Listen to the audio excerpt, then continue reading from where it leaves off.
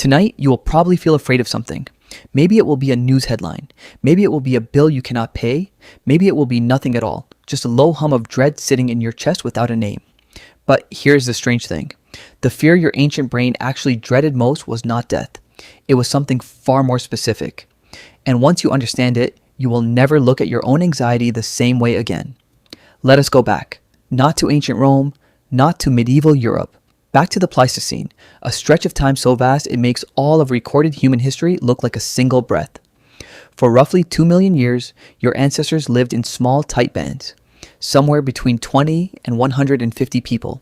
No cities, no hospitals, no backup plan. In that world, the single most dangerous thing that could happen to you was not a predator. It was not starvation. The most dangerous thing that could happen to you was being cast out from your group. Anthropologist Robin Dunbar found something remarkable. The human neocortex, the thinking, reasoning part of your brain, appears to have expanded not to solve tool problems, but to manage the social complexity of living inside a group. Your brain, at its core, is a social survival machine. And here is why that matters. In the Pleistocene, exile was a death sentence, not a slow, metaphorical death, a literal one. A human alone on the savannah, without fire, without cooperative hunting, without anyone to watch for predators while you sleep, that human was simply dead. So your nervous system learned something. It learned to treat social rejection as a physical threat. It learned to monitor constantly for signs that the group was turning on you. A cold shoulder, a dismissive glance, a conversation that stopped when you walked in. Your brain felt those signals as acutely as it felt pain. Because in the environment your brain was built for, those signals and pain were the same thing. Psychologist Naomi Eisenberger at UCLA tested this with a simple virtual ball tossing game.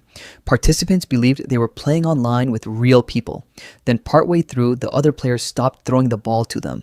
Just stopped. No explanation. The brain scans were startling. The regions that lit up during social exclusion were the same regions that activate during physical pain. Being left out of a meaningless game with strangers triggered the same circuitry as touching a hot stove. Your brain does not distinguish between a broken bone and a broken social bond. It treats both as emergencies, and here is where it gets stranger. Your ancient ancestors did not fear death the way you do. Not because they were braver, but because fearing a distant, abstract future death requires a mind that can project itself far ahead. And for most of the Pleistocene, your ancestors lived close to the present moment. They feared the immediate, the real, the shadow that moved wrong, the member of the group who looked at you with cold eyes. They feared being shamed. Researcher June Price Tangney found a clear distinction between guilt and shame. Guilt says you did something wrong. Shame says you are something wrong. And in a small interdependent group, shame was the early warning system, the signal that your place in the community was under threat. It was uncomfortable by design, because its discomfort was supposed to push you to repair the relationship before it was too late. Now look at your own life. When you scroll through social media and feel a sudden sourceless anxiety, that is an ancient system misfiring in a modern environment. Your brain is scanning for signs of exclusion. It is doing exactly what it was built to do. The problem is that social media floods you with thousands of social signals per day at a volume your Pleistocene brain was never designed to handle. When you lie awake at 3 a.m, rehearsing a conversation you handled badly, you are running ancient software. Your brain is reviewing a social threat, asking, did you damage your standing? Are you still safe in the group?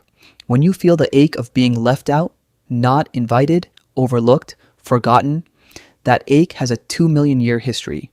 It is not weakness. It is survival code. So what did your ancient ancestors actually fear? They feared the cold look from the elder, the whispered conversation they were not part of, the moment the group's warmth turned away from them like a fire banking down, the look that said, you are no longer one of us. And now you carry that fear in a body that walks through office corridors and refreshes. The dread you feel is ancient. The world that created it is gone, but your nervous system has not gotten the message yet. And maybe that is the most human thing of all.